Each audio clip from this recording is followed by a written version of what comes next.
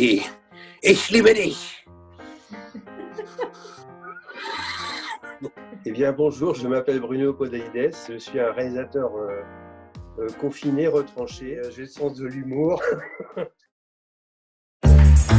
Alors, quelles sont vos qualités principales? Je me bonifie avec le temps. Vous aimez les climats très tendus? Je sais même pas pourquoi j'ai été engagé, ni par qui exactement. Mais c'est quoi le poste? Reacting Process. Bon, alors le titre, le slogan, là, on trouve bordel de merde? Bordel de merde, nous recherchons une... Ici, à The Box, on fédère, on dispatch, on fixe des OP. D'ailleurs, j'ajoute souvent OP mesurable par simple reacting process. Bonjour à tous. Bonjour. Ici, c'est No Child. T'as pas d'enfant en bas âge, hein? Parce qu'ici, quand on a des enfants, on se tire de la boîte. C'est la philosophie de la maison. Alexandre, on a une conf call dans 12 minutes. Petit bémol, j'ai dû omettre de dire que j'avais des enfants. Les Little Candies. Alexandre. Là, tu es trop près parce qu'actuellement, je ne vois que ton nez. Il se fout de ma gueule, Alexandre. Alors, dans le film, le petit Gabriel, le fils de Denis dans le film, c'est aussi son fils dans la vie. Il a peut-être encore maintenant deux doudous, qui étaient deux singes, et qui s'appelaient Alphonse. Donc, j'ai pas changé. Alphonse me paraissait un peu daté. Puis Alfred, j'aime bien à cause du Malheur d'Alfred de Pierre Richard. Du coup, ça vient pas de loin. Vous pouvez me garder les petits? Il y a deux Alfred. Ce sont deux petits singes, mais c'est un seul et même doudou. J'aurais trouvé un joli petit nid. Quand même. Bon, ils sont bien là. C'est une voiture autonome? Ça, c'est la nouvelle tendance. Ça va, Nicolas? Émeric a appelé chez lui et c'est son fils qui a décroché. Bon, bah, mets-toi en Bluetooth et mets-nous de la musique, que ça nous calme, là. On se vous voit ou on se tutoie? Non, faites pas l'imbécile, là. Vous tenez-vous, là. Qu'est-ce que c'est, le parfum? J'ai connu au fenouil. Vache, les questions! Il y a une figure dans le conte que j'aime bien. C'est un petit oiseau qui se promène et qui rencontre un renard. Ils échangent quelques mots, puis ils reprennent la route ensemble. Et puis après, le renard et le petit oiseau rencontrent un ours. Et ils échangent quelques mots, un peu les mêmes souvent. Et puis ils repartent à trois.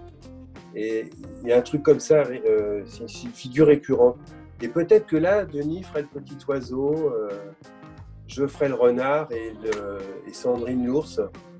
Et comme ça, on continue, bon an, mal an. Voilà, j'ai pas un conte en particulier, mais c'est une figure du conte qui revient souvent, ça, ouais.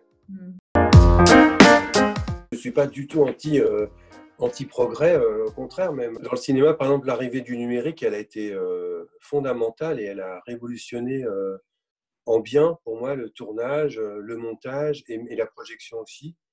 J'ai plein d'exemples bénéfiques. Je pense toujours que c'est jamais l'objet qui est le problème, c'est l'usage qu'on en fait.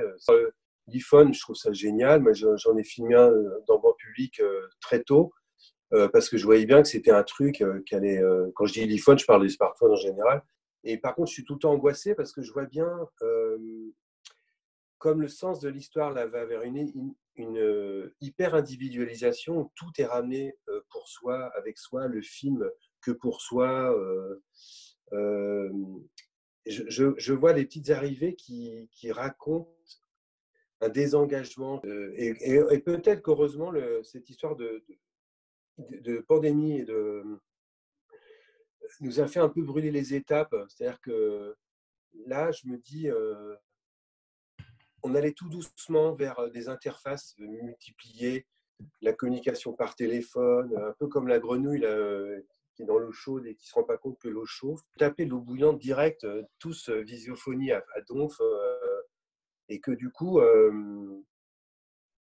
on est en réaction et on regoute au plaisir de se voir physiquement, d'aller au cinéma, au théâtre, au restaurant. Il y a une accélération de l'histoire qui fait que finalement, on peut avoir maintenant de nouveau une conscience de l'endormissement ou l'isolation que procurent ces techniques de rapprochement et de mise à distance à la fois. Ouais. J'ai un message de ma voiture. Quoi, je suis partie me brancher à la borne. Mais quelle borne? Mais qu'elle est trop conne, cette bagnole. Je crois que tous les progrès techniques, là, c'est l'interface homme-machine qui est énormément travaillée. Moi, j'arrive pas à me servir de l'application Siri, mais il y a beaucoup de gens, ça y est, c'est intégré. Et disons que les machines s'humanisent de plus en plus. C'est pour ça que, à un moment, j'ai fait les iPhones quand ils font un échange de données, ils se font un bisou. Nous, et à l'inverse, on devient un peu des machines. Ça, je le ressens aussi dans notre façon de parler. On dit, à un moment, c'est émouvant. Je suis ému. Un des plans qui m'a le plus ému dans le film, c'est quand Denis dit je suis prêt à faire toutes les mises à jour nécessaires. C'est assez effroyable, mais je sens ça. Hein. C'est une tendance lourde qui va être de plus en plus problématique.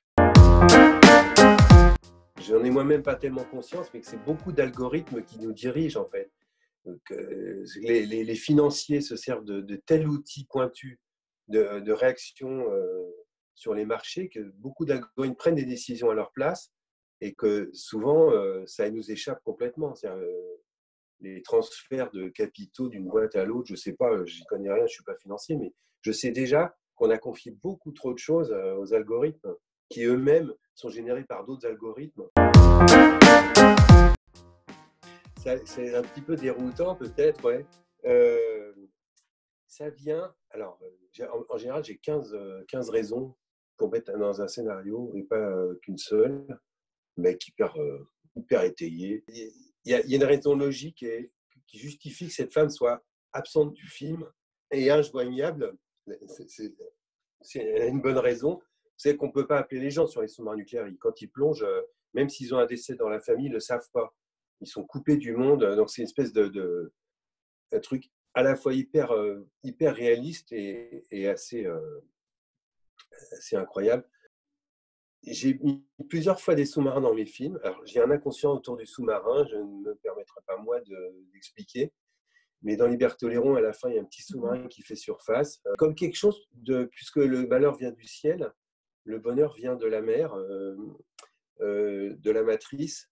Parce que je trouvais ça joyeux et drôle que ce sous-marin fasse surface comme un énorme phallus là, qui sort comme ça, et que c'était le retour de la femme. Gigi, ich liebe dich.